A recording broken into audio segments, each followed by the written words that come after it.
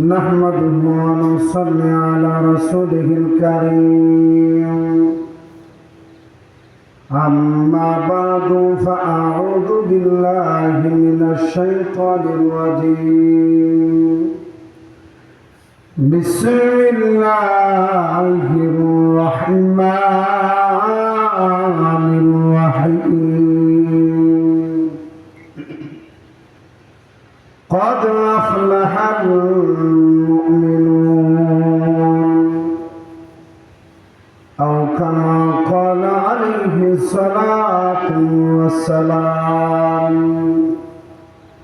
اللهم صل على محمد وعلى آل محمد كما صليت على إبراهيم وعلى آل إبراهيم إنك حميد مجيد اللهم بارك على محمد وعلى آل محمد كما باركت على إبراهيم وعلى آل إبراهيم إنك حميد مجيد بلغ العلا بكماله كشف الدجى بجماله حسنت جميع خصاله صلوا عليه وآله لا إله إلا الله لا إله إلا الله لا إله إلا الله محمد সবাই একটু মহব্বতে আওয়াজ দিয়ে জিকির করেন لا إله إلا الله لا إله إلا الله لا إله إلا الله لا إله إلا الله لا إله إلا الله لا إله إلا الله محمد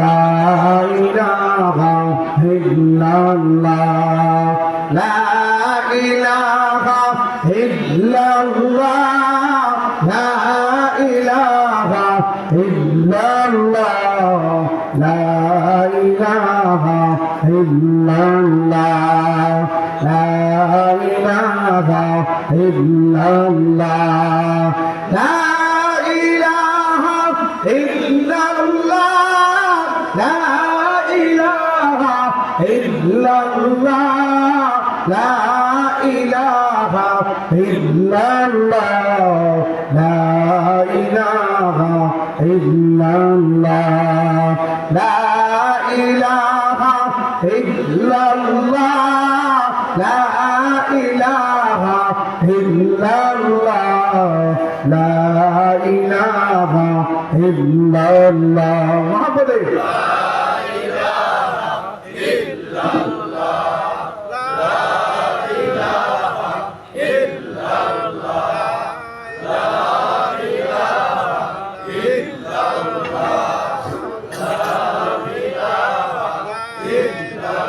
لا إله إلا الله محمد رسول الله صلى الله عليه وسلم আলহামদুলিল্লাহ মরহুম ফজল মিয়া ও সকল মুমিনদের আত্মার মাগফিরাত কামনায় চরমাদুদ্দি শেখ বেরালিয়া বাড়ির যুব সমাজের উদ্যোগে ৩৮তম বার্ষিক ওয়াজ ও দোয়ার মাহফিলের আজকের এই অধিবেশনের সম্মানিত সভাপতি সাহেব ও বিশেষ অতিথিবৃন্দ এবং প্রবাসীবৃন্দ এবং কমিটিবৃন্দ এবং আমার সামনে উপবিষ্ট আমার ধর্মপ্রাণ মুসলমান ভাই বাবারা, পর্দার আড়ালে অবস্থানরত আমার শ্রদ্ধেয় মা বোনেরা, মহান আল্লাহ রাব্বুল আলামিনের দরবারে লাখো কোটি শুকর যে মহান আল্লাহ রাব্বুল আলামিন আজকে আপনাকে আমাকে দুনিয়াবি বিভিন্ন পেরেশানি, দুনিয়াবি বিভিন্ন ঝামেলা থেকে আল্লাহ ফাড় করে দয়া পরশগত মহান আল্লাহ রাব্বুল আলামিন ওলামায়ে কেরামের জবান থেকে নসিহত শোনার জন্য বেহেশতের বাগান তথা দ্বীনি মজলিসে আসার বসার তৌফিক আল্লাহ দান করেছেন। এই জন্য আমরা সবাই মহান আল্লাহ তাআলার দরবারে শুকরিয়া আদায় করি, আলহামদুলিল্লাহ। আর জোরে বলি আলহামদুলিল্লাহ। এই যে বাবা আজকে আমরা এই শীতের রজনীর আরামের ঘুম, আমরা আমাদের প্রয়োজনীয় কাজ এগুলো রেখে ওলামায়ে কেরামের জবান থেকে নসিহত শোনার জন্য এই বেহেশতের বাগান তথা দ্বীনি মজলিসের মধ্যে বসে আছি। এতে আপনারা খুশি না বেজার? সবাই একটু আওয়াজ দিয়ে বলেন, খুশি না বেজার? খুশি যদি হয়ে থাকেন তাহলে অন্তঃস্থল থেকে মহান আল্লাহ তাআলার দরবারে আমরা সবাই শুকরিয়া আদায় করি, আলহামদুলিল্লাহ। আর বলি আলহামদুলিল্লাহ। মাঝখানে একটা কথা, মাহফিলটা যেহেতু যুব সমাজের উদ্যোগে, এই মাহফিলের সমস্ত যুবক ভাইরা যারা আছে সবাইকে প্যান্ডেলে বসে আছে। যদি আমরা কেউ বিশেষ করে মাহফিলের সাথে সম্পৃক্ত যুবক ভাইরা যারা বাড়িতে রাস্তাঘাটে দাঁড়িয়ে আছি, আমি সবাইকে একটু অনুরোধ করব, মাহফিলের সম্মানার্থে, এই দ্বীনি মজলিসের সম্মানার্থে, ওলামায়ে কেরামের সম্মানার্থে, বিশেষ করে যুবক ভাইরা যারা এই মাহফিলের জন্য শ্রম দিয়েছেন, কষ্ট করেছেন, পরিশ্রম করেছেন, আপনারা একটু অনুগ্রহ করে মাহফিলে প্যান্ডেলে এসে বসবেন, এটা আমি আশা রাখি। যদি আমার এই আওয়াজ আপনাদের কান পর্যন্ত পৌঁছে থাকে তাইলে আলহামদুলিল্লাহ আশা রাখি যে ইনশাল্লাহ আপনারা সব কিছু রেখে, ব্যস্ততা রেখে মাহফিলে এসে বসবেন। আল্লাহ আমাদের সবাইকে আসার এবং বসার তৌফিক দান করুক, সবাই বলি আমিন। আর জোরে বলি আমিন। এই যে বাবা আমরা আমাদের প্রয়োজনীয় কাজ, এই শীতের রজনীর আরামের ঘুম, এই দুটা জিনিসকে রেখে ওলামায়ে কেরামের জবান থেকে নসিহত শোনার জন্য এই মজলিসের মধ্যে আসছি। এটা কিন্তু ওলামায়ে কেরামের প্রতি ভক্তি, শ্রদ্ধা, ভালোবাসা, মায়া, মহাব্বত আমার আপনার অন্তরে আসি বিদায় আমরা আসছি। কথা বলেন ঠিক কিনা?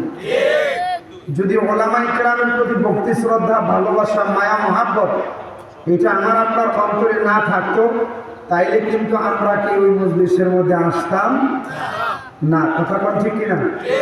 আমরা কেউ আমাদের এই শীতের রজনীর আরামের ঘুমটা নষ্ট করতাম। আসছি কেন? নবীর ওয়ারিসদের প্রতি মহাব্বত আছে, ভালোবাসা আছে, আছে না নাই? যুবক ভাই একটু মুখ খুলে বলেন, আছে না নাই? আল্লাহ রাসূল বলেন, আকরিমুল উলামা ফাইন্নাহুম ওয়ারাসাতুল আমবিয়া। তোমরা ওলামায়ে কেরামদেরকে মহাব্বত করো, কারণ তারা হলো নবীদের ওয়ারিস। কথা বলেন ঠিক কিনা? এই যে মহাব্বত, এই ভালোবাসা, এটা আমার আপনার হৃদয়ে আছে বিধায় আমি আপনি এখনো পর্যন্ত বসে আছি। এই যে মহাব্বত, এই যে ভালোবাসা, এই যে বসা, এই আশাতে লাভ না লস? ওলামায়ে কেরামদেরকে মহাব্বত করলে, ভালোবাসলে লাভ না লস? কেমন লাভ? আল্লাহ রাসূল বলেন, মান আহাব্বাল ইলমা ওয়াল উলামা লাম তুকতাব লাহু ফাতিআতুহু আইয়ামা হায়াতিহি। দুনিয়ার হায়াতে যারা ইলম এবং এই ইলমের দারুদ বাহক তথা হক্কানি ওলামায়ে কেরামদেরকে মহাব্বত করবে, ভালোবাসবে, তারা যদি দুনিয়ার জমিনে সগীরা গুনাহ করে, সগীরা গুনাহ বুঝেন তো, ছোট ছোট অপরাধ অনেক সময় বলে হয় না, এই অপরাধগুলো যদি করে ওলামায়ে কেরামদেরকে মহাব্বতের উসিলায় আল্লাহ এই গুনাহগুলো মাফ করে দেন। সুবহানাল্লাহ। একটু আওয়াজ দিয়ে বলতেন না সুবহানাল্লাহ? চিল্লা বলেন সুবহানাল্লাহ। দুনিয়ার জমিনে কোনো নেতা নেত্রীর পিছনে বললে গুনাহ মাফ হয় এমন ঘোষণা আছে? হ্যাঁ, আওয়াজ দিয়ে বলেন আছে? দুনিয়ার জমিনে কোনো সম্পদওয়ালা, দুনিয়ার জমিনে কোনো টাকাওয়ালার পিছনে বললে গুনাহ মাফ হয় এমন ঘোষণা আছে? নাই। ওলামায়ে কেরামদেরকে মহাব্বত করলে, ভালোবাসলে, তাদের সংস্পর্শে আইসা তাদেরকে মহাব্বত করলে গুনাহ মাফের কারণ হয়। কথা বলেন ঠিক কিনা? আওয়াজ দিয়া বলেন ঠিক কিনা? উলামায়ে কেরামের মজলিসে বসা দরকার আছে না নাই? উলামায়ে কেরামদেরকে মহব্বত করা দরকার আছে না নাই?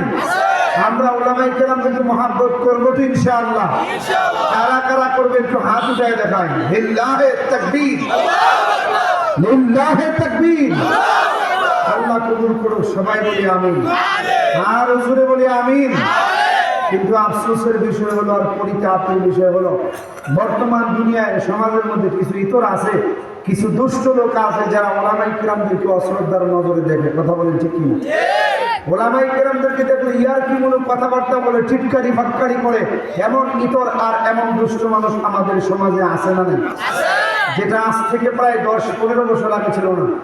আমরাই ছাত্র জমানায় দেখেছি, রাস্তায় যখন কোনো আলেম বের হইতো, সমাজের কোনো যুবক দেখতে পাইলে ওই আলেমের সম্মানার্থে যুবক রাস্তার পাশে দাঁড়ায় যেত।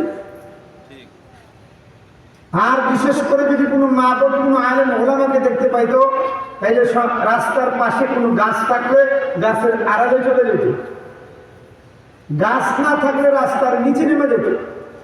এত ইজ্জত এত সম্মান মানুষ আগে ওলামায়ে কেরামদেরকে করতো। কথা বলেন ঠিক কিনা? আর বর্তমান দুনিয়ায় কিছু ইতর আছে, কিছু দুষ্ট লোক আছে যারা ওলামায়ে কেরামদেরকে দেখলে ইয়ারকিমূলক কথাবার্তা বলে, উপহাস করে, জঙ্গি বলে গালি দেয়।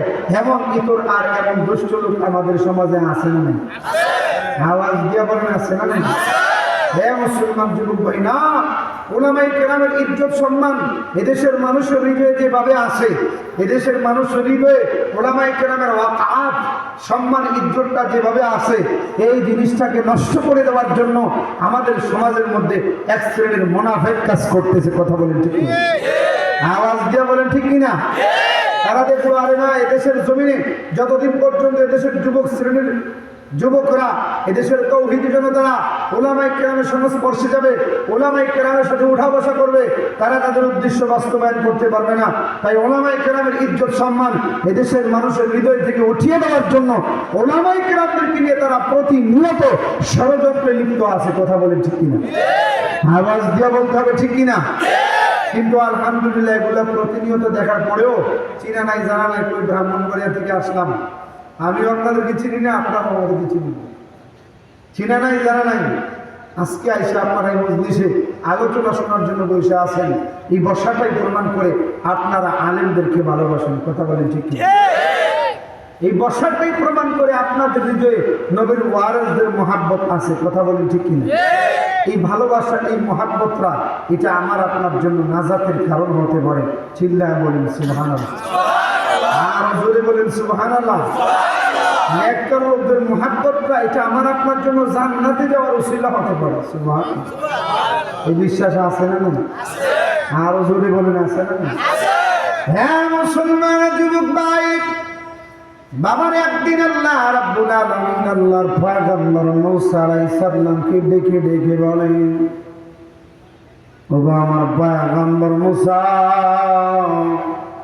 তুমি যাও যাও, তুমি মুখলাখা যাও, গিয়ে দেখো আমার একজন পেয়ারা বান্দা দুনিয়ার জমিন থেকে বিদায় হয়ে গেছে। হে আমার পয়গম্বর মূসা, তুমি যাও, ওই লোকটাকে কাফন দাফন দিয়ে জানাজার নামাজ সেরে তুমি তাকে গোরস্থানের মধ্যে দাফন করে আসো। হ্যাঁ মুসলমান যুবক ভাই, বাবারে আল্লাহর পয়গম্বর মূসা গেল, গিয়ে দেখো যে আল্লাহর বান্দা যে দুনিয়ার জমিন থেকে বিদায় হয়েছে। বাবারে অন্ধকার রাত্রিতে একটা লাইট জ্বালাইলে যেমন অন্ধকার আলোকিত হয়ে যায়, ওই যে আল্লাহর বান্দা যে দুনিয়া আর জমিন থেকে বিদায় নিল, ওই অন্ধকার রাত্রের লাইটের নেই তার চেহারা থেকে নূরের আলো গুলা জন্ম করতেছে।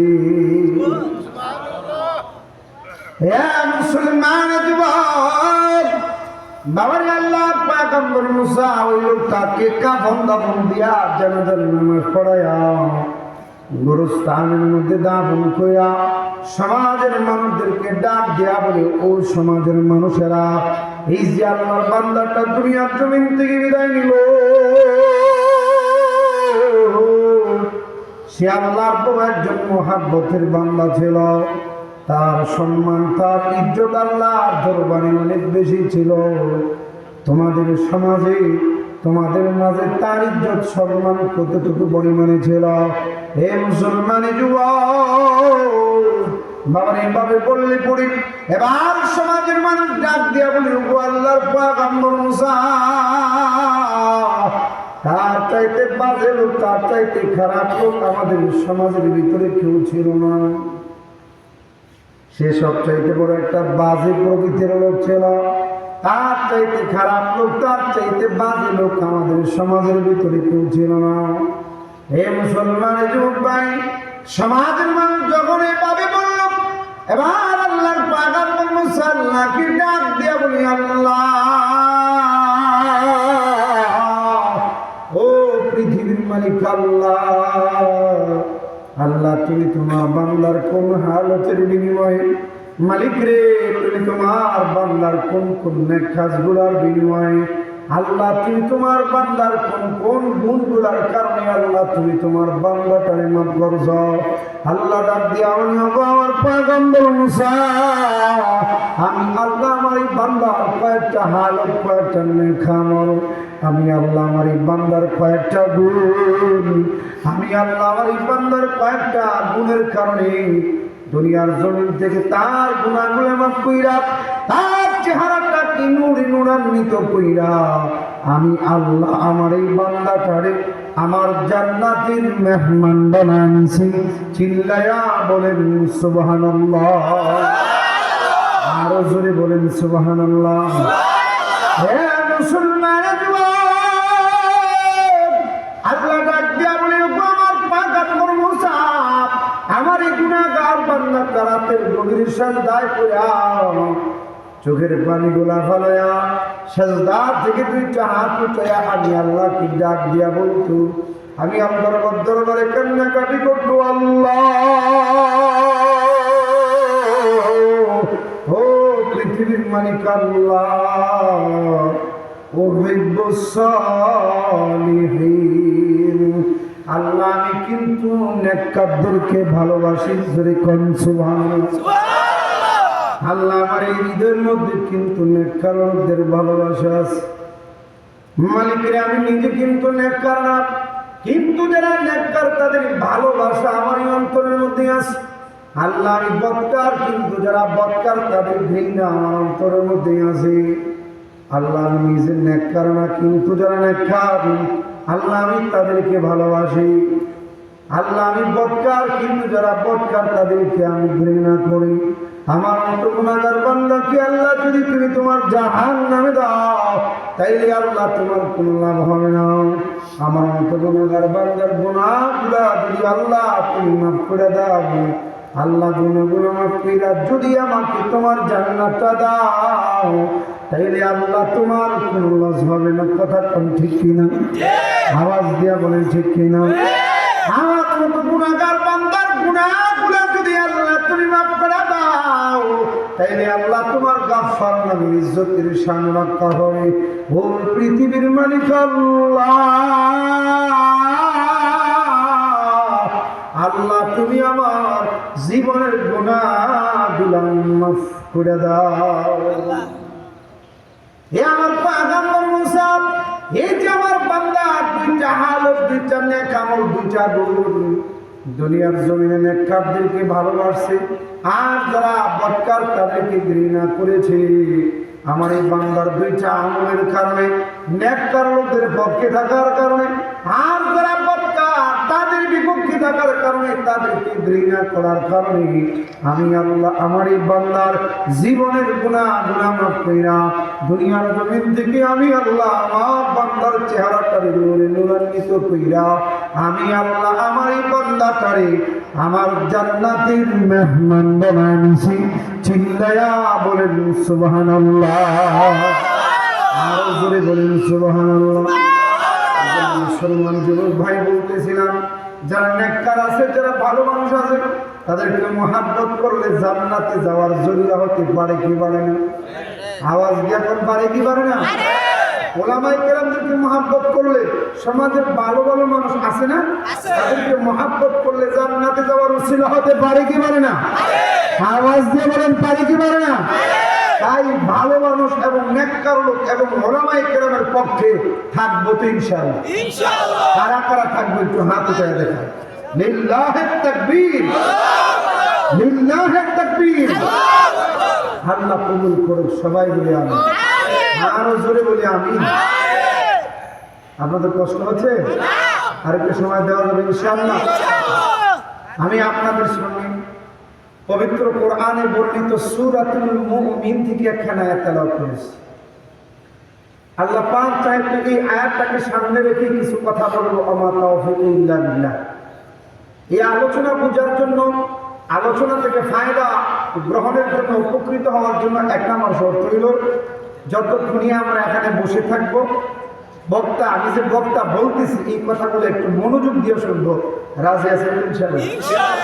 এদিক সেদিক খেয়াল আপাতত ঘন্টাখানি সময় দিব না। রাজি আছেন ইনশাআল্লাহ? নিজের মন মতো তো অনেক সময় ব্যয় করা যায়, পছন্দ লাগুক বা না লাগুক, আমি যেগুলা বলি একটু মনোযোগ দিয়ে শুনবো ইনশাআল্লাহ। রাজি আছি তো? আল্লাহ কবুল করে, সবাই বলি আমিন। আর বলে বলি আমিন। আমি আপনাদের সামনে যে আয়াত কারিমা তেলাওয়াত করেছি, আমার পঠিত আয়াতে আল্লাহ বলেন, ক্বাদ আফলাহাল মুমিনুন।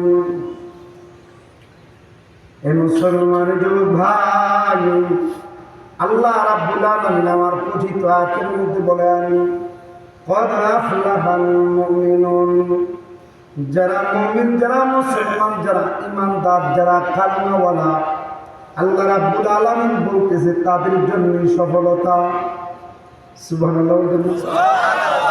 যারা তারাই বাস করি না, কথা কম ঠিক কিনা? আর অন্যান্য জাতি ধর্মের মানুষ আছে না নাই? হ্যাঁ যুবক ভাই, আওয়াজ দিয়া বলেন আছে না নাই? পৃথিবীর জমিনে খ্রিস্টান জাতি ধর্মের মানুষ অনেক আছে, বসবাস করে। বৌদ্ধ জাতি ধর্মের মানুষ আছে, অনেক বসবাস করে। ইহুদি জাতি ধর্মের মানুষ আছে, বসবাস করে। হিন্দু জাতি ধর্মের মানুষ আছে, বসবাস করে। শিখ জাতি ধর্মের মানুষ আছে, বসবাস করে। 54 জাতি ধর্মের মানুষ আছে, বসবাস করে। কথা কম ঠিক কিনা? এবং আমরা যারা নিজেদেরকে মুসলমান জাতি বলে বিশ্বাস করি, আমরাও বসবাস করি। কথা কম ঠিক কিনা? একটা কথা খেয়াল করে দেখেন, এই পৃথিবীর জমিনে যত ধর্মের মানুষ বসবাস করে, বাবারে সবাই কিন্তু নিজেদেরকে মানুষ বলে দাবি করে। কথা কম ঠিক কিনা? আওয়াজ দিয়ে বলেন ঠিক কিনা? আমরা সবাই মানুষ। এ মুসলমান যুবক, সবাই যদি নিজেকে মানুষ বলে দাবি করে, সবাই যদি যার যার অবস্থান থেকে নিজেকে মানুষ বলে, আল্লাহ রাব্বুল আলামিন এই মানুষগুলোর মধ্যে কাদের জন্য সফলতা রেখেছেন? আল্লাহ রাব্বুল আলামিন বলতেছেন, ক্বাদ আফলাহাল মুমিনুন। এই মানুষগুলোর মধ্যে যারা শুধু মুমিন, যারা মুসলমান, যারা ঈমানদার, আমি আল্লাহর পক্ষ থেকে তাদের জন্য সফলতার স্লোগান। কথা কোন ঠিক কিনা? আওয়াজ দিয়ে বলেন ঠিক কিনা? যারা শুধু মুসলমান, যারা শুধু ঈমানদার, তাদের জন্য সফলতার স্লোগান। হ্যাঁ মুসলমানের যুবক, বাবারে আমি আপনি যদি আল্লাহ রাব্বুল আলামিনের ঘোষণার দিকে তাকাই, আমি আপনি যদি আল্লাহ রাব্বুল আলামিনের এই ফায়সালা, এই স্লোগানের দিকে তাকাই, এই ঘোষণার দিকে তাকাই, তাইলে আমি আপনি দেখতে পাই পৃথিবীর জমিনে যারা মুসলমান, যারা ঈমানদার, তারাই হইল শ্রেষ্ঠ। কথা কোন ঠিক কিনা? আওয়াজ দিয়ে বলেন ঠিক কিনা? মুসলমানদের চাইতে শ্রেষ্ঠ জাতি পৃথিবীর জমিনে আর কোনো জাতি নাই। কথা কোন ঠিক কিনা? হ্যাঁ মুসলমানের যুবক ভাই, বাবারে আমি আপনি যদি তাকাই, তাইলে দেখি আমি আপনি শ্রেষ্ঠ। শুধু আমি আপনি শ্রেষ্ঠ না, আমার আপনার ধর্মটাও শ্রেষ্ঠ। এই মুসলমানের যুবক ভাই, আমি শ্রেষ্ঠ, আমার নবীটাও শ্রেষ্ঠ। কথা কোন ঠিক কিনা? আমি শ্রেষ্ঠ, আমার নবী শ্রেষ্ঠ, আমার ধর্ম শ্রেষ্ঠ, আমার ধর্মীয় গ্রন্থ শ্রেষ্ঠ। আমি আপনি ঈমানদার দ্বারা আমরাই হইলাম পৃথিবীর জমিনে সবচাইতে শ্রেষ্ঠ। কথা কোন ঠিক কিনা? আওয়াজ দিয়ে বলেন ঠিক কিনা? হ্যাঁ মুসলমানের যুবক, আমার আপনার নবী সরকার দুয়ার নবী জাত দিয়া বলে, ও আমার জান, ও আমার উম্মতেরা, তোমরা কি জানো একজন মুসলমানের দাম কত? একজন ইমানদারের দাম কত? একজন মুসলমানের দাম, একজন ইমানদারের দাম এই আসমান জমিনের মধ্যে যা কিছু আছে সবচাইতে আল্লাহর দরবারে অনেক বড়। যেরকম সুবহানাল্লাহ, আর বলেন সুবহানাল্লাহ। এখন আপনাদের কাছে প্রশ্ন, ও মুরব্বী বাবারা, আপনাদের কাছে প্রশ্ন, আমার আপনার দাম আছে না নাই? আওয়াজ দিয়ে বলেন আছে না নাই?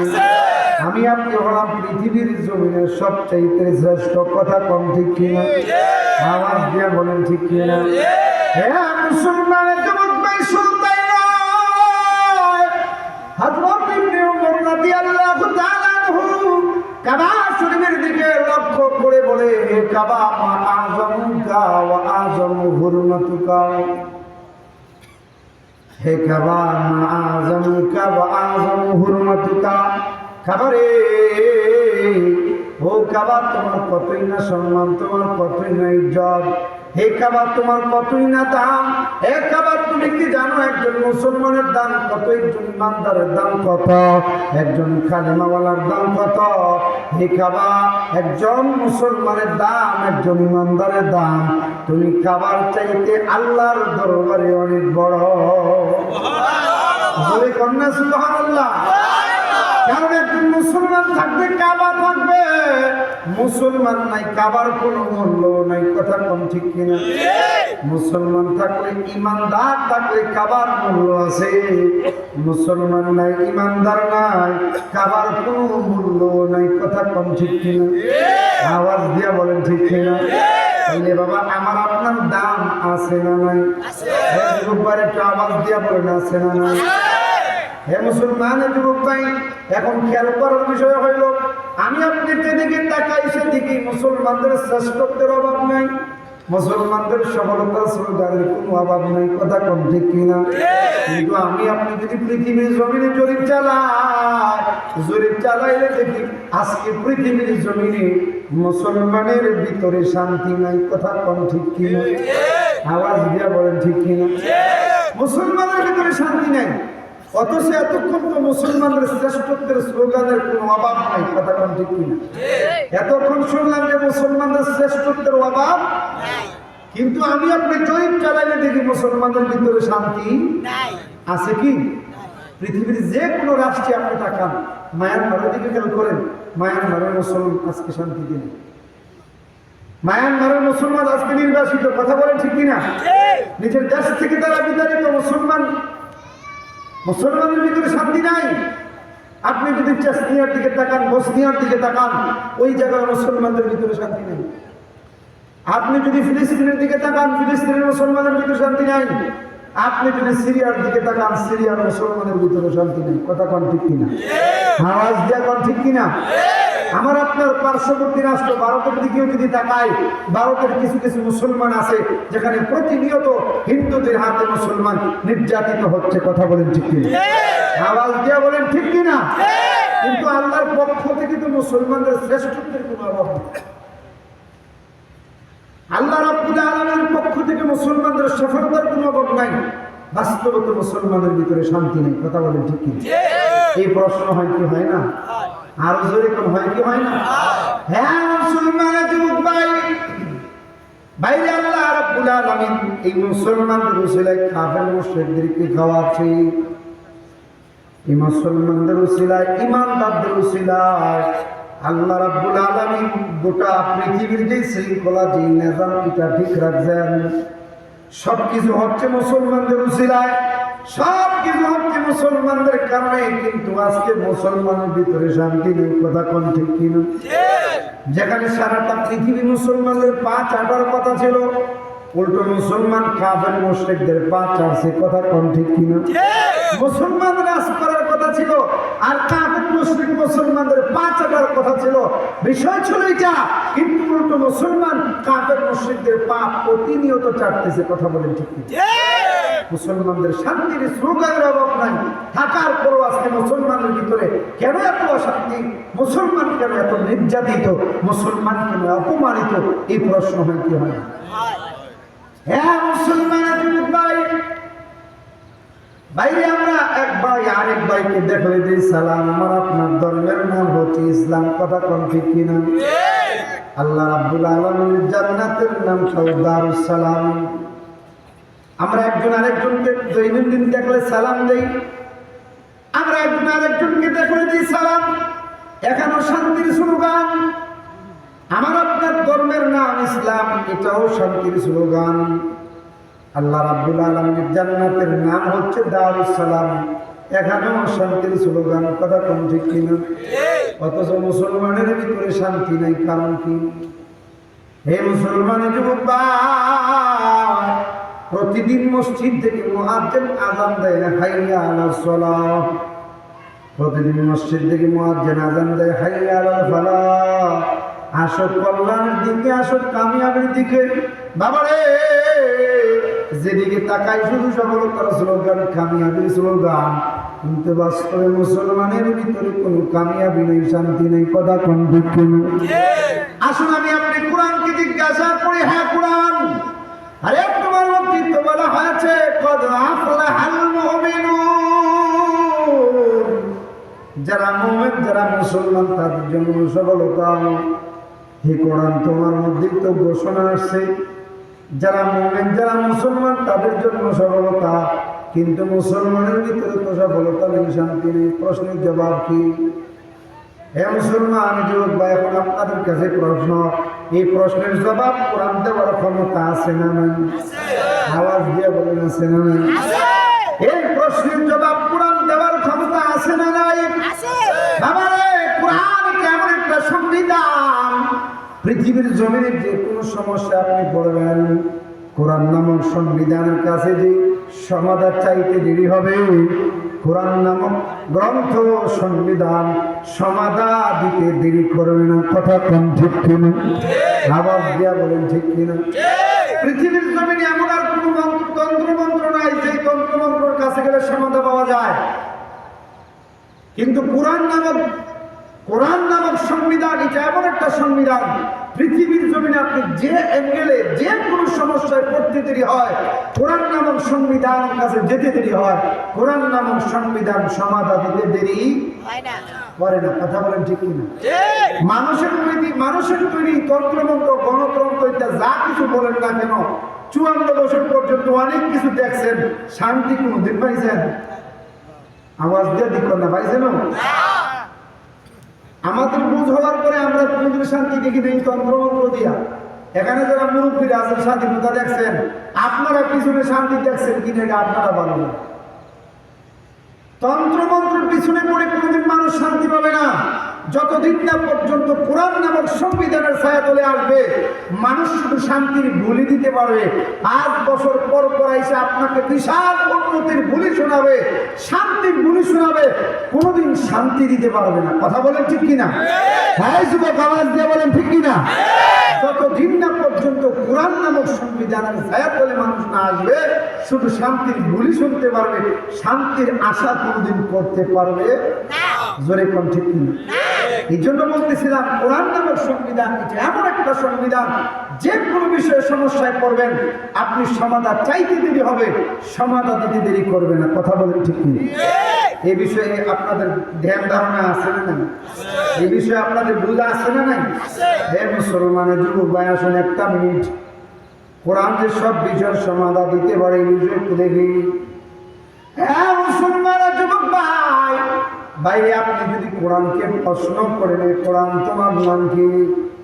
কোরআন সঙ্গে সঙ্গে জবাব দেয়, বাল হুয়া কুরআনুম মাজিদ, আমার নাম হলো কুরআনুল মাজিদ।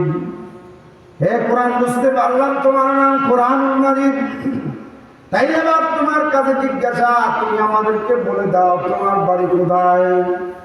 এই মুসলমানের যুবক ভাই, কোরআন সঙ্গে সঙ্গে জবাব দেয়, ফি লাওহিম মাহফুজ, আমার বাড়ি হলো লৌহে মাহফুজে। হে কোরআন, বুঝতে পারলাম তোমার বাড়ি লৌহে মাহফুজে, তাহলে আবার তোমার কাছে জিজ্ঞাসা, তুমি আমাদেরকে বলে দাও এত দূরের বাড়ি থেকে তুমি কার মাধ্যমে দুনিয়ার বাড়িতে আসছো? এবার কোরআন ডাক দিয়া বলে নাযালা বিহির রূহুল আমিন, আমি জিবরাইল আলাইহিস সালামের মাধ্যমে এই দুনিয়ার জমিনে আসছি। চিল্লায় কোন সুবহানাল্লাহ, আর জোরে বলেন সুবহানাল্লাহ। হ্যাঁ মুসলমান যুবক ভাই, শুধু তাই নয় বাবারে, এবার যদি আপনি কোরআনকে প্রশ্ন করলে, কোরআন তুমি আমাদেরকে বলো আরে কোন মালিকের কাছ থেকে তুমি দুনিয়ার জমিনে আসছ? এবার কোরআন সঙ্গে সঙ্গে জবাব দেয় নুজুলাম মিন গফুরির রহিম, আমি মহান আল্লাহ রাব্বুল আলামিনের কাছ থেকে এই দুনিয়ার জমিনে আসছি। জোরে কোন সুবহানাল্লাহ, আওয়াজ দিয়ে বলেন সুবহানাল্লাহ।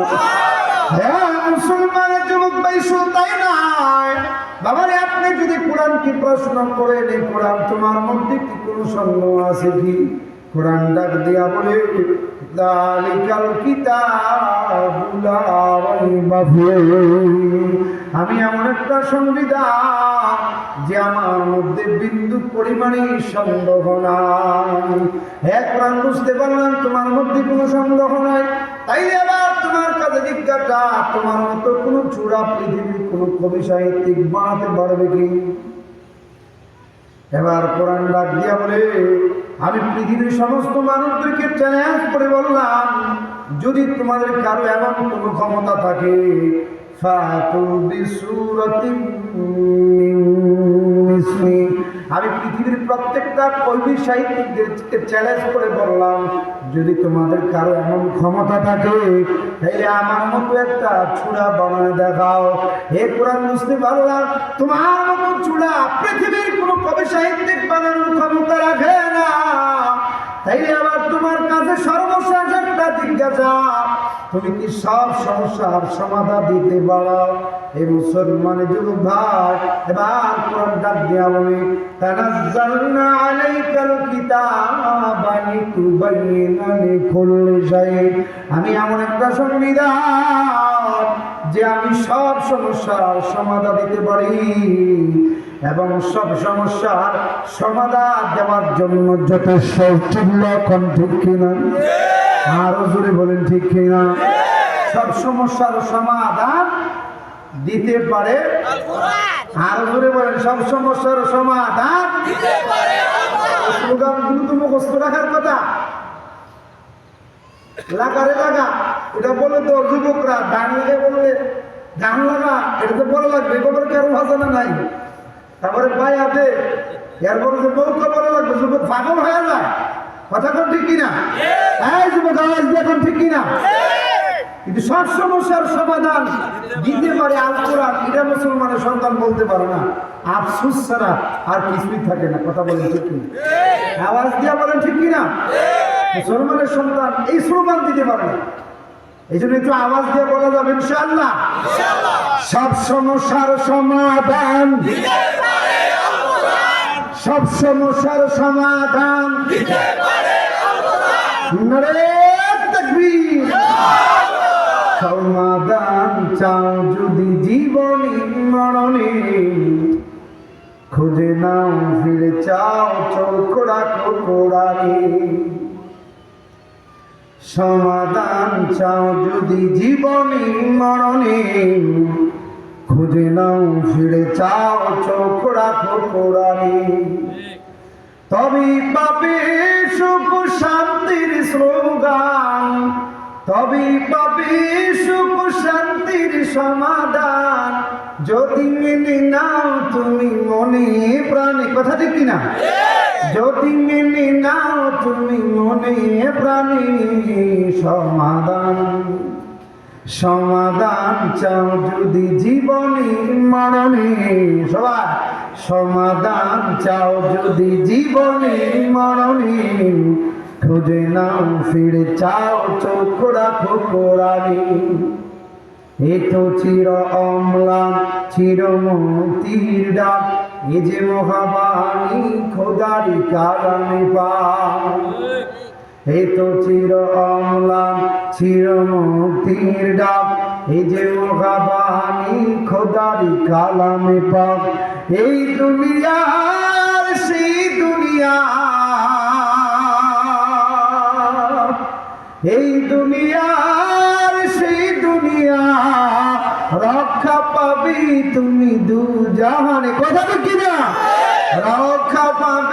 তুমি দু জাহানি সমাধান, সমাধান চাও যদি জীবনী মরণে, খুঁজে নাও ফিরে চাও চোখ রাখো কোরআনে। সমাধান চাও যদি জীবনী মরণে, খুঁজে নাও ফিরে চাও চোখ রাখো কোরআনে। এই বাণী সকলের নয় শুধু মুমিনের, যারাই চলবে মেনে ফল পাবে কোরআনে। এই বাণী সকলের নয় শুধু মুমিনের, যারাই চলবে মেনে ফল পাবে কোরআনে। গরিব বলো কিংবা রাষ্ট্রী বলো, গরিব বলো কিংবা সংসদে বলো, অশান্তি দূর করে শান্তি আনে। কথা ঠিক কিনা? অশান্তি দূর করে শান্তি আনে। সমাধান, সমাধান চাও যদি জীবনী মরণে, খুঁজে নাও ফিরে চাও চোখ রাখো কোরআনে। সমাধান চাও যদি জীবনী মরণে, খুঁজে নাও ফিরে চাও চোখ রাখো কোরআনে। কথা বলেন ঠিক কিনা? আওয়াজ দিয়ে বলেন ঠিক কিনা? এই জন্য বলতেছিলাম সব সমস্যার সমাধান, সব সমস্যার সমাধান। স্বাধীনতার পর প্রায় 54 বছর অনেক তন্ত্রমন্ত্র দেখেছি, অনেক তন্ত্রমন্ত্রের পিছনে ঘুরেছি। এই সমস্ত তন্ত্রমন্ত্র আমাদের সমাজে শান্তি দিতে পারে নাই, আমাদের পরিবারে শান্তি দিতে পারে নাই, আমাদের রাষ্ট্রে শান্তি দিতে পারে নাই। মুসলমানের যুবক ভাই, আমি আপনি যতদিন না পর্যন্ত প্রতিজ্ঞাবদ্ধ হব তন্ত্রমন্ত্রকে রাখতে পারবো, কোরআনের সংবিধান করব, এই স্লোগানে যখন মুসলমান জাতি ঐক্যবদ্ধ হতে না পারবে, ততদিন শান্তির মুখ দেখবে না। কথা বলেন ঠিক কিনা? আওয়াজ দিয়ে বলেন ঠিক কিনা? এই জন্য কোরআনের বাংলাদেশ দেখতে চান তো ইনশাআল্লাহ, কোরআনের সংবিধানের বাংলাদেশ দেখতে চান তো ইনশাআল্লাহ। কারা কারা চান একটু হাত উঠায় দেখান। লিল্লাহি তাকবীর, লিল্লাহি তাকবীর। আল্লাহ কবুল করুক। সবাই বলি আমিন। আরো জোরে বলি আমিন। আমার আপনার প্রশ্ন কি ছিল? হে কোরআন, তোমার মধ্যেই তো বলা হয়েছে কদ আফলাহাল মুমিনুন, মুমিনের জন্য সফলতা, কিন্তু মুমিনের ভিতরে তো সফলতা নেই। হে কোরআন, আরে তোমার মধ্যেই তো বলা হয়েছে কদ আফলাহাল মুমিনুন, যারা মুমিন, যারা মুসলমান, তাদের জন্য সফলতা, কিন্তু মুসলমানের ভিতরে তো সফলতা নাই। এই প্রশ্ন আপনাদের মনে আছে না নাই? আছে না নাই? হ্যাঁ মুসলমান যুবক ভাই, এই প্রশ্নের উত্তর পবিত্র কোরআন কারিমে আল্লাহ রাব্বুল আলামিন সূরা বনী ইসরাঈলের মধ্যে সুন্দরভাবে দিয়েছেন। বনী ইসরাঈল জাতি ধ্বংস হওয়ার 4টা কারণ সূরা বনী ইসরাঈলের মধ্যে উল্লেখ করা হয়েছে। বনী ইসরাঈল নামে একটা জাতি পৃথিবীর জমিনে ছিল, এটা আমাদের জানা আছে না নাই? আওয়াজ দিয়ে বলেন আছে না নাই? বনী ইসরাঈল জাতি নামে একটা জাতি ছিল। এই বনী ইসরাঈল জাতি নামে আল্লাহ রাব্বুল আলামিন পবিত্র কোরআনুল কারীমে সূরা বনী ইসরাঈল, বনী ইসরাঈল জাতি ধ্বংস হওয়ার 4টা কারণ সূরা বনী ইসরাঈলের মধ্যে উল্লেখ করা হয়েছে। এই 4টা কারণ পৃথিবীর জমিনে যার মধ্যে থাকবে তারাই পৃথিবীর জমিনে লাঞ্ছিত হবে, অপমানিত হবে, তারাই পৃথিবীর জমিনে নির্যাতিত হবে। আসুন আমি দেখি আমার আপনার ভিতরে 4 কারণ আছে না নাই? হ্যাঁ মুসলমানের যুবক ভাই, বনী ইসরাঈল জাতি ধ্বংস হওয়ার 1 নম্বর কারণ ছিল তারা আল্লাহকে আল্লাহ বলে মানত, কিন্তু আল্লাহর ইবাদত তারা দুনিয়ার জমিনে করে নাই। আজকে আমাদের মধ্যে এক শ্রেণীর মুসলমান আছে যারা আল্লাহকে আল্লাহ বলে মানে, কিন্তু আল্লাহর ইবাদত তারা করে না। কথা কোন ঠিক কিনা? আওয়াজ দিয়া বলেন ঠিক কিনা? বনী ইসরাঈল জাতি ধ্বংস হওয়ার 1 নম্বর কারণ ছিল তারা আল্লাহকে আল্লাহ বলে মানত, কিন্তু আল্লাহর ইবাদত তারা। আজকে আমাদের মধ্যে এক শ্রেণীর মুসলমান আছে যারা আল্লাহকে আল্লাহ বলে মানে, কিন্তু আল্লাহর ইবাদত তারা করে। আছে না নাই? আরো জোরে বলেন আছে না নাই? হ্যাঁ মুসলমানের যুবক ভাই, যতদিন না পর্যন্ত এই মুসলমান জাতি আল্লাহর ইবাদতের মধ্যে লিপ্ত না হবে, ততদিন পর্যন্ত মুসলমান জাতি প্রতিনিয়ত কাফের মুশরিকদের হাতে লাঞ্ছিত হবে। এটাই স্বাভাবিক। কথা বলেন ঠিক কিনা? আরো জোরে বলেন ঠিক কিনা? যেদিন আবার এই মুসলিম জাতি আল্লাহর গোলামের মধ্যে লেগে যাবে, ওই দিন থেকেই মুসলিম জাতি এই পৃথিবীর জমিনে রাজ করতে আরম্ভ করবে। আর কাফের মুশরিকরা আছে, তারা মুসলমানদের পা চাটতে বাধ্য হবে। কথা বলেন ঠিক কিনা? আরো জোরে বলেন ঠিক কিনা? এই জন্য আল্লাহর গোলামি আর আল্লাহর ইবাদত করা দরকার আছে না নেই? একটু আওয়াজ দিয়া বলেন আছে না নাই? আমরা আল্লাহর ইবাদত করবো তো ইনশাআল্লাহ। কারা কারা করবে একটু হাত উঠায় দেখায়। লিল্লাহি তাকবীর, লিল্লাহি তাকবীর। আল্লাহ কবুল করুক, সবাই বলি আমিন। হ্যাঁ মুসলমানের যুবক ভাই, বলতেছিলাম বনি ইসরায়েল জাতি ধ্বংস হওয়ার এক নাম্বার কারণ ছিল তারা আল্লাহকে আল্লাহ বলে মানত, কিন্তু তারা দুনিয়ার জমিনে আল্লাহর গোলামি করত না। আজকে আমাদের সমাজের মধ্যে এক শ্রেণীর মুসলমান আছে, আল্লাহকে আল্লাহ বলে মানে, কিন্তু আল্লাহর ইবাদত মুসলমান করে না। কথা কোন ঠিক কিনা? আওয়াজ দিয়া বলেন ঠিক কিনা? হ্যাঁ মুসলমানের যুবক ভাই, যারা নিজেদেরকে আল্লাহর গোলাম বলে দাবি করবে, যারা নিজেদেরকে মানুষ বলে দাবি করবে, তারা পৃথিবীর জমিনে আল্লাহর ইবাদত করা লাগবে। কথা কম ঠিক কিনা? আওয়াজ দিয়া বলেন ঠিক কিনা? হে মুসলমানের যুবক ভাই, আসুন আমি আপনি কোরআনকে জিজ্ঞাসা করি। হ্যাঁ কোরআন, যারা দুনিয়ার জমিনে নিজেকে মানুষ বলে দাবি করবে, মানুষ হইলে মানুষ কার গোলামি করবে? তুমি আমাদেরকে বলে দাও। এই জবাব কোরআন দিতে পারবে কি পারবে না? আওয়াজ দিয়ে বলেন, পারবে কি পারবে না? যারা নিজেদেরকে মানুষ বলে দাবি করবে, মানুষ হইয়া পৃথিবীর জমিনে মানুষ কার গোলামি করবে? তুমি আমাদেরকে বলে দাও। হে মুসলমান যুবক ভাই, এবার কোরআন সূরাতুল বাকারার মধ্যে এই জবাব দেয়, ইয়া আইয়ুহান নাস উবুদু রাব্বাকুমুল্লাযী খালাকাকুম। হে পৃথিবীর মানুষ সকল, আমি আল্লাহ তোমাদেরকে সৃষ্টি করেছি, একমাত্র তোমরা আমি আল্লাহর গোলামি করবে। কথা কোন ঠিক কিনা? আওয়াজ দিয়ে বলেন ঠিক কিনা? বাবারে আমার কথা যদি বুঝে থাকেন তাইলে একটু আওয়াজ দিয়ে বলবেন, দুনিয়ার জমিনে কার গোলামি করতে হবে? যুবক আরো করে বলেন, কার? পৃথিবীর জমিনে নিজেকে মানুষ বইলা দাবি করলে আল্লাহর গোলামি আমার আপনার করতে হবে। কথা কোন ঠিক কিনা? আওয়াজ দিয়া বলেন ঠিক কিনা? হে মুসলমান যুবক ভাই, হে মুসলমান যুবক ভাই, শুনছেন? হে মুসলমান যুবক ভাই, পৃথিবীর জমিনে যারা নিজেদেরকে মানুষ বলে দাবি করবে, মানুষ হইয়া মানুষ বলে দাবি করবে, দুনিয়ার জমিনে মানুষ আল্লাহর গোলামি করতে হবে। কথা কোন ঠিক কিনা? আওয়াজ দিয়ে বলেন ঠিক কিনা? আল্লাহ রাব্বুল আলামিন পবিত্র কোরআনে আরেক আয়াতের মধ্যে জবাব সুন্দরভাবে দিয়েছেন, ওয়ামা খালাকতুল জিন্না ওয়াল ইনসা ইল্লা লিয়াবুদুন। জিন এবং মানব জাতিকে একমাত্র আমি আল্লাহ আমার গোলামির জন্য বানাইছি। কথা কোন ঠিক কিনা? আর যদি বলেন ঠিক কিনা? তাইলে আমার কথা যদি বুঝে থাকেন তাইলে একটু আওয়াজ দিয়া বলেন, মুসলমান কার গোলামি করতে হবে? মানুষ কার গোলামি করবে? মানুষ একমাত্র আল্লাহর গোলামি করতে হবে। কথা কম ঠিক কিনা?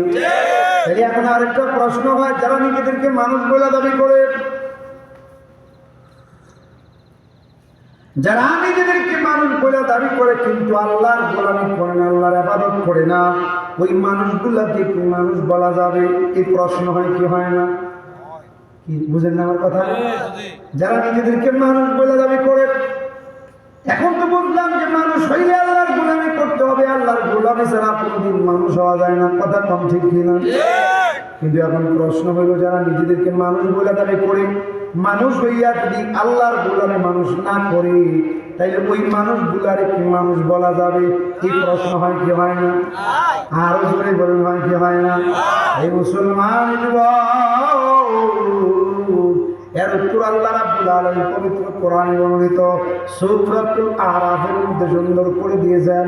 ওয়ামা, আল্লাহ রাব্বুল আলামিন সুন্দর করে দিয়েছেন, ওয়ালাকাদ জারা'না লিজাহান্নামা কাসীরাম মিনাল জিন্নি ওয়াল ইনস لهم قلوب لا يفقهون بها ولهم أعين لا يبصرون بها ولهم آذان لا يسمعون بها أولئك كالأنعام بل هم أضل হে মুসলমান যুবক আল্লাহ রাব্বুল আলামিন আয়াতের মধ্যে বলতেছে দেখতেও যদি মানুষের মতো লাগে আমি আল্লাহর কাছে কিন্তু তারা মানুষ না, জোরে কোন ঠিক কিনা? এখন প্রশ্ন হয় তাইলে তারা কি? উলাইকা কালাম, তারা হলো যারা নিজেদেরকে মানুষ বলে দাবি করে মানুষ হয়ে মানুষ আল্লাহর গোলামি না করে তারা হইল আল্লাহর কাছে কুত্তা বিলাই জানোয়ারের চাইতে নিকৃষ্ট। জোরে কন্যা নাউজুবিল্লাহ, আরো জোরে কন্যা নাউজুবিল্লাহ। হে মুসলমানের যুবক ভাই, কথাটা শুনতে যদি খুব কড়া মনে হয়েছে, হুজুর কথাটা বলুন কি মানুষ নাকি কুত্তা বিলাই? বাইরে এটা তো আমার কথা না। যে আল্লাহ পৃথিবীর জমিনে সবচেয়ে সুন্দর করে মানুষ সৃষ্টি করেছেন, ফি আহসানি তাকওয়িম, আল্লাহ বলতেছেন পৃথিবীর জমিনে আমি সবচেয়ে সুন্দর করে মানুষ সৃষ্টি করেছি। যে আল্লাহর পক্ষ থেকে এত সুন্দর ঘোষণা, সে আল্লাহ বলতেছে ওই মানুষগুলো, ওই মানুষ নামের অমানুষগুলো আমি আল্লাহর কাছে মানুষ না। উলাইকা কালাম, ওই মানুষ নামের অমানুষগুলা হইল আমি আল্লাহর কাছে কুত্তা বিলাই জানোয়ারের চাইতে নিকৃষ্ট। নাউজুবিল্লাহ বলতে না, আরো জোরে বলেন নাউজুবিল্লাহ।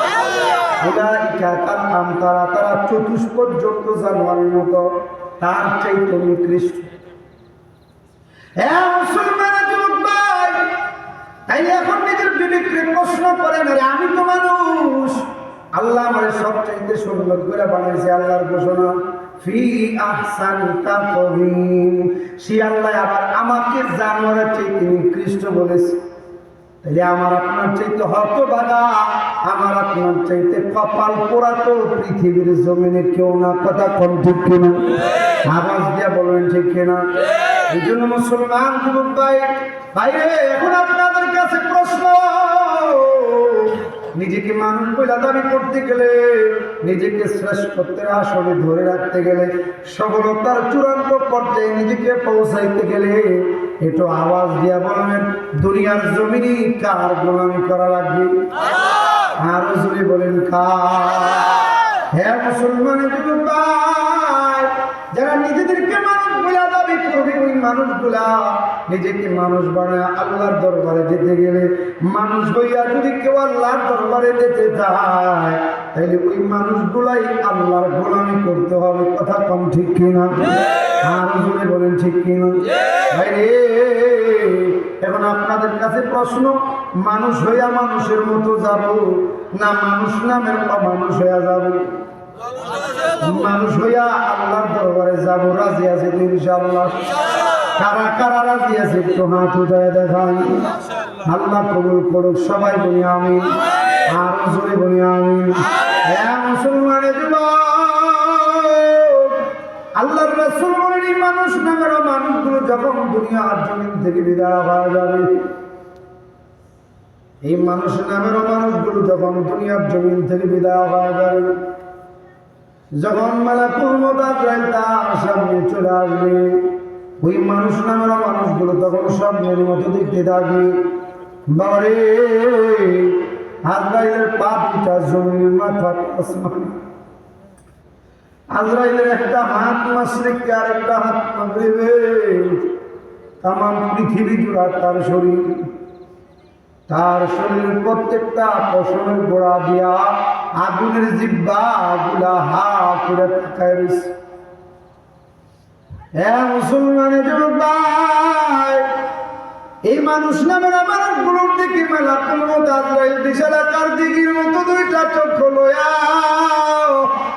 যখন মালাকুল মউত আজরাইল এই মানুষ নামের মানুষগুলোর দিকে দুইটা চোখ ঘোরান গাইতে থাকবে, তখন ওই নাফরমান থরথর থরথর করে কাঁপতে থাকবে। বাবারে তার আটটা 360টা মাকাম দৌড়াদৌড়ি করবে, ছোটাছুটি করবে। এমন সময় বুঝতে পারবে আরে আমার বুঝি আর সুযোগ নাই। এমন সময় ওই মানুষটা আল্লাহর দিকে তাকায়া আল্লাহকে ডাক দিয়া বলল,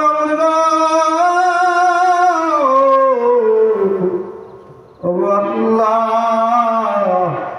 ও মালিক, বুঝি নাই গো মাওলা। আল্লাহ তুমি আর কয়টা দিনের জন্য হায়াত বাড়ায় দাও, যে কয়টা দিন তুমি আমার হায়াত বাড়ায় দিবা, দুনিয়ার কোন কাজ করবো না, তোমার কাজ করবো, তোমার কাজ কইরা আল্লাহ তোমার দরবারে আসবো। যুবক ভাই রে, ও মুরব্বী বাবা, ও পর্দার আড়ালের মা বোনেরা, ওই সময় আল্লাহ বান্দারে আর কোনো সুযোগ দিবে না। মুসলমান যুবক ভাই, মালাকুল মউত আজরাইল ওই মানুষটার দিকে তাকায়া ধমকাইতে থাকবে আর বলতে থাকবে, হে বদমাশ, হে খবিস, হে জানোয়ার, সারাটা জনম মাওলার হুকুম থেকে বাইরে গেছে। এই জানোয়ার সারাটা জনম মাওলার হুকুম থেকে বাইরে গেছে। আল্লাহ নামাজের হুকুম করেছে, নামাজের দ্বারে কাছে যাস নাই। আল্লাহ রোজার হুকুম করেছে, রোজার দ্বারে কাছে যাস নাই। আল্লাহ হালাল হারাম পার্থক্য করে চলার জন্য বলেছে, হালাল হারাম পার্থক্য করে চলাস নাই। মদের আড্ডায় সময় কাটাইছ, ইয়াবার আড্ডায়, ফেন্সিডিলের আড্ডায় মূল্যবান যৌবন কাল নষ্ট করেছ। গানের আড্ডায়, জিনার আড্ডায় চুরি কইরা, বাটওয়ারি করা, জুলুম নির্যাতন কইরা, সুদ খায়া, ঘুষ খায়া, মদের নেশায় পড়া, মোবাইল ফোনে পর্নোগ্রাফি দেখা মানুষকে ঠকায়া মূল্যবান হায়াত খবিস নষ্ট করেছ। আজকে তোকে ধরে নিয়ে যাওয়ার সময় হয়েছে। হে বদমাশ, আমার হাত থেকে তোরে আজকে কেউ বাঁচাইতে পারবে না। মুসলমান যুবক, পর্দার আড়ালের মা বোনেরা, খুব খেয়াল করে শুনল গো মা, মালাকুল মউত আজরাইল যখন এভাবে ধমকাইতে থাকবে, তার আত্মাটা ৩৬০টা মাকামে দৌড়াদৌড়ি করবে। এমন সময় তার পানির তৃষ্ণায় এমন লাগা লাগবে, ৭টা দরিয়ার পানিও যদি ওই নাফরমানকারী, ওই মানুষ নামের অমানুষটারে খাওয়ানো হয়, পান করানো হয়, তারপরও নাফরমানের তৃষ্ণা মিটবে না। মুসলমান ভাই, এমন সময় আল্লাহ এই বদমাশ বড় শখ করে জাহান্নাম কামাই করেছে, এই নাফরমান বড় শখ করে জাহান্নাম কামাই করেছে। এই নাফরমানকারী জাহান্নাম না দেখা যান খবর করিস না। এই মুসলমানের যুবক ভাই, তখন ওই মানুষ না বড় মানুষগুলা স্বপ্নের মতো দেখতে রাখবে। জাহান্নামের দরজাগুলা ঠাস ঠাস ঠাস ঠাস করে খুলে যাবে। জাহান্নামের সব বিচ্ছুগুলা তার দিকে হাত করে তাকায় রয়েছে। জাহান্নামের আগুনগুলা দাউ দাউ দাউ দাউ করে তুলতেছে। এই দৃশ্য দেখার পর নাফরমানের আত্মাটা বের হতে চাবে না, নাফরমানের আত্মাটা বের হবে না। এমন সময় আল্লাহ ডাক দিয়া বলে, ওরে আজরাইল, এই নাফরমানের আত্মাটা আবার বের করে নিয়ে আয়। যুবক ভাই, এমন কষ্ট দিয়া নাফরমানের আত্মাটা বের করে নিবে। আল্লাহর রাসূল বলেন, যখন ওই নাফরমানের আত্মাটা বের করে নিয়ে আসবে, তখন তার কলিজার রগগুলা একটা একটা কইরা টাইনা টাইনা সিরা বানাবে। এই জন্য মুসলমান যুবক ভাই, ও মুরব্বী বাবা, ও পর্দার আড়ালের মা বোনেরা, হাতে ধরে বলা যায়, পায়ে ধরে বলে যায়, গো মা, মানুষ নামের অমানুষ হইয়া কবরে যাব না। রাজি আছি তো ইনশাআল্লাহ? রাজি আছেন তো ইনশাআল্লাহ? মানুষ হইয়া আসি, মানুষ হইয়াই কবরে যাব। রাজি আছি তো ইনশাআল্লাহ? এই জন্য বলতেছিলাম, বনি ইসরাইল জাতি ধ্বংস হওয়ার ১ নম্বর কারণ ছিল, তারা আল্লাহকে আল্লাহ বলে মানত, কিন্তু আল্লাহর ইবাদত তারা করতো না। আজকে আমাদের সমাজে এক শ্রেণীর মুসলমান আছে, আল্লাহকে আল্লাহ বলে মানে, কিন্তু আল্লাহর ইবাদত করে না। কথা কম ঠিক কিনা? জোরে বলেন ঠিক কিনা? এই জন্য যুবক ভাই, ও মুরব্বী বাবা, ও পর্দার আড়ালের মা বোনেরা, আল্লাহর ইবাদত করা দরকার আছে না নাই? আর জোরে বলেন আছে না নাই? হ্যাঁ মুসলমান যুবক ভাই, ভাইরে, মৃত্যুর পরে বান্দার 2টা ভাগ হয়ে যাবে। একদল বান্দা যাবে জাহান্নামে, আর একদল বান্দা যাবে জান্নাতে। যারা মৃত্যুর আগে খালেস তওবা করতে পারে, যারা মৃত্যুর আগে খালেস তওবা কইরা সামনের যেই দিনগুলো আছে ওই দিনগুলো আল্লাহর গোলামি করা যাবে, তাইলে আল্লাহ রাব্বুল আলামিন তাদের গুনাহগুলো মাফ করা আল্লাহ রাব্বুল আলামিন তাদেরকে জান্নাত দান করবে। সুবহানাল্লাহ। এই জন্য আল্লাহ রাব্বুল আলামিন বান্দাদের দিকে তাকায় রয়েছে, বান্দিদের দিকে তাকায় রয়েছে, যুবকরার দিকে তাকায় রয়েছে। আহারে আমার বান্দাটা 40 বছর চলে গেছে, 30 বছর চলে গেছে, 50 বছর চলে গেছে, আমার বান্দাটা বুঝে নাই, আমার বান্দাটা বুঝে নাই। হায়াতের শেষ বাগে আইসা যদি আমার বান্দাটা বুঝে বাড়ায়, যদি আমার বান্দাটা বুঝে আমি আল্লাহর একটা ডাক দেয়, তাইলে আমি আল্লাহ তো আমার বান্দার দিকে তাকায় রয়েছি, আমার বান্দাটা আমি আল্লাহর ডাক দিতে দেরি হবে, আমি আল্লাহ আমার বান্দার গুনাহগুলো মাফ করতে দেরি করব না। এমন একটা ডাকের জন্য আল্লাহ তাকায় রয়েছে, এমন একটা ডাক দেওয়ার জন্য প্রস্তুত আছেন তো সবাই ইনশাআল্লাহ? হ্যাঁ মুসলমান যুবক ভাই, একদিন আল্লাহ রাব্বুল আলামিন মালাকুল মউত আজরাইলকে ডাক দিয়া বলে, ও আজরাইল, তোমার কি কখনো কারো জান বার করতে মায়া লাগছে? আজরাইল ডাক দিয়া বলে, আল্লাহ আল্লাহ আমার একবার মায়া লাগছিল।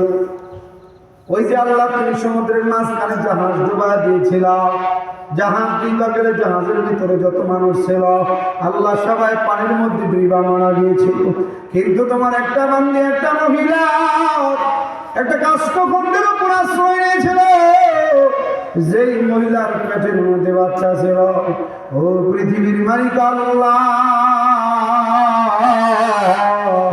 জাহাজ ডুবা গেলে জাহাজের ভিতরে যত মানুষ ছিল আল্লাহ সবাই পানির মধ্যে ডুবা মারা গিয়েছিল, কিন্তু তোমার একটা বান্দি, একটা মহিলা একটা কাষ্ঠখণ্ডের উপর আশ্রয় লইয়া ওই কাষ্ঠখণ্ডের উপরে সমুদ্রের মাঝখানে সন্তানটা প্রসব করেছিল। রক্তমাখা অবস্থায় যখন সন্তানটারে বুকের মধ্যে জড়ায়া নিজের স্তনটা উৎপান করাইবার জন্য সন্তানের মুখে দিতে চেয়েছিল, এমন সময় তুমি আমার ডাক দিয়ে বলেছিল, যারে যা আজরাইল যা, ওই যে মাতার বাচ্চাটারে দুধ পান করা যায় তার পাশ থেকে তুই তার মার জানটা বের করে নিয়ে আয়। আজরাইল ডাক দিয়া বলে, মাবুদ গো, আল্লাহ তোমার ইজ্জতার জালালের কাছে সমুদ্রের মাঝখানে মাসুম বাচ্চাটা লাগছে, তার পাশ থেকে তুমি আমার তার মার জানটা বের করে আনতে বলেছো।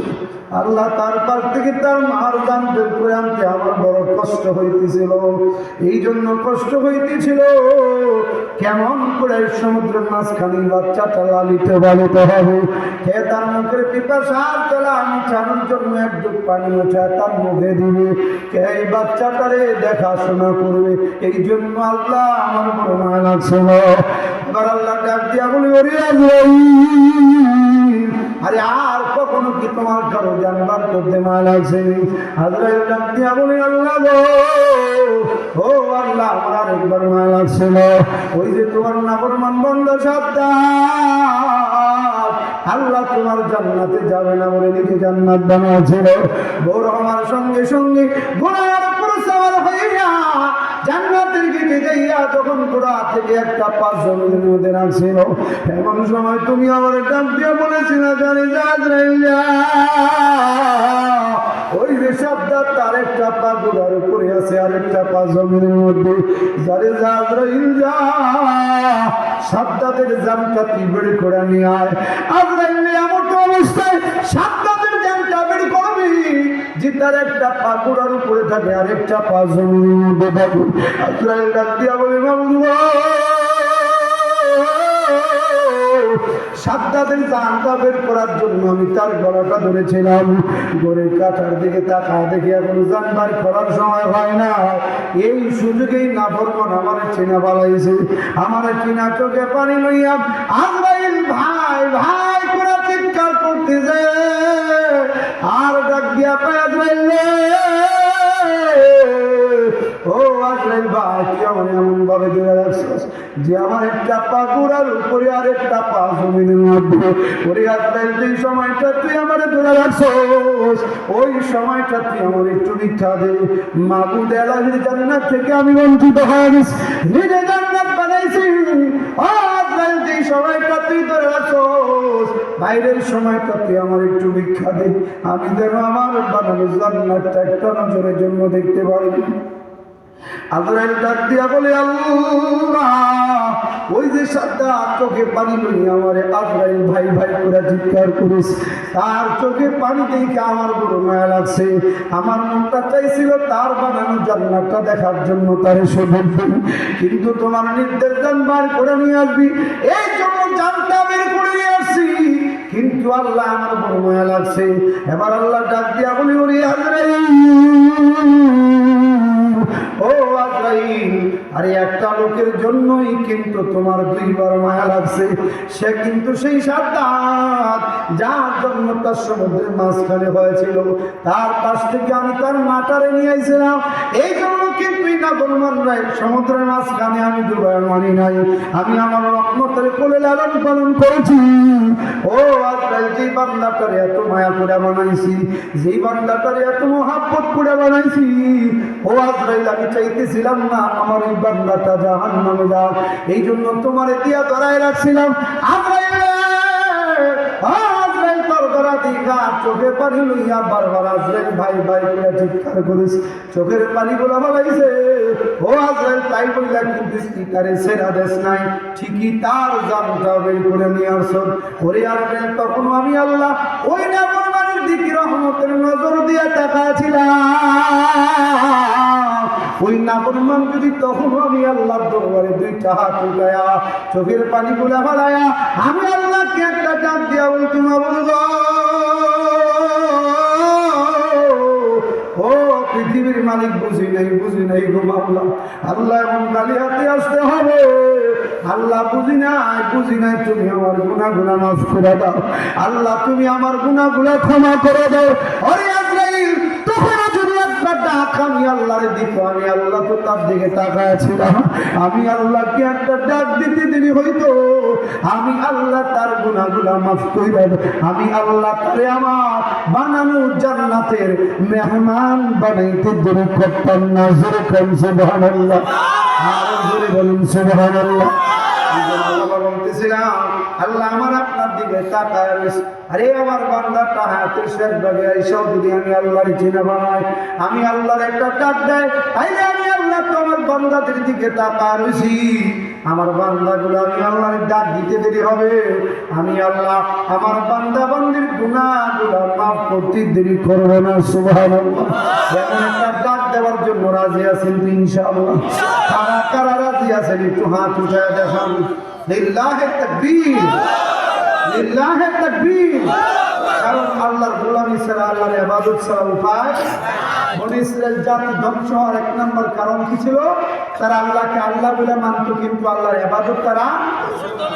আজকে আমরা মুসলমানরাও আল্লাহকে আল্লাহ বলে মানি, কিন্তু আল্লাহর ইবাদত আমরা করি। এই জন্য আল্লাহর ইবাদত করবো ইনশাআল্লাহ। কারা কারা করবো আবার হাত উঠায় দেখেন। আল্লাহ কবুল করুক, সবাই মিলে আমিন। আমার কথা যদি বুঝে থাকেন যাই আর যে আল্লাহর গোলামি ছাড়া উপায় নাই, আল্লাহর গোলামি ছাড়া মানুষ হওয়ার কোনো রাস্তা নাই, এই কথাটা যদি বুঝে থাকেন তাইলে কি আজকে একটা প্রতিজ্ঞা আল্লাহর দরবারে করা যায়? করা যায় ইনশাআল্লাহ। প্রতিজ্ঞাটা হলো এটা যে আমি কথা বলবো না কে মাগরিবের নামাজ পড়েন নাই হাত উঠান, বা কে আশারের নামাজ না পড়ে হুজুর ওয়াজ শুনতে আসছেন হাত উঠান, এই কথা আমি বলবো না। যদি আমার কথা বুঝে থাকেন যে আল্লাহর গোলামি করতে হবে, আল্লাহর ইবাদত করতে হবে, আল্লাহর গোলামি ছাড়া কোনো উপায় নেই, রাস্তা নাই, তাইলে ফজর থেকে কারা কারা নামাজ পড়বে একটু হাত উঠায় দেখেন। মন থেকে নিয়ত করছেন তো ইনশাআল্লাহ? যুবক ভাইরা মন থেকে করছেন তো ইনশাআল্লাহ? আল্লাহ কবুল করুক, সবাই মিলে আমিন। যদি কারো নিয়তে কোনো ভেজাল থাকে তাহলে নিয়ত পরিবর্তন করবেন, কারণ ফজর আসার আগেও মালাকুল মউত আজরাইল আসতে পারে কি পারে না? ফজর আসার আগেও মালাকুল মউত আজরাইল আসতে। একদিন তোমারি নাম মসজিদে হবে আলাম, একদিন তোমারি নাম মসজিদে হবে এলান।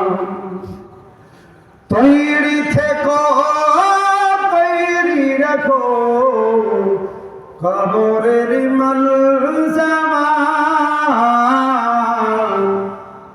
একদিন তোমারি নাম মসজিদে হবে এলান। একদিন তোমারি নাম মসজিদে হবে এলান। কথা ঠিক কিনা? জোরে বলেন ঠিক কিনা? এই জন্য কোন সময় না জানি মালাকুল মউত আজরাইল সামনে আসে কেউ বলতে পারবো না। এই জন্য সবসময় সর্বহালতে আজরাইলের ডাকে সাড়া দেওয়ার প্রস্তুতি আমার আপনার থাকা লাগবে। কথা কোন ঠিক কিনা? এই জন্যই আল্লাহর ইবাদত করা ছাড়া কোনো উপায় করবো তো ইনশাআল্লাহ। আল্লাহ কবুল করো, সবাই বলি আমিন। সবার রাত হয়ে গেছে, বাকি আরো যে 3টা বিষয় আছে এই 3টা বিষয়ে কথা বলতে গেলে কমসে কম 1.5 ঘন্টার প্রয়োজন।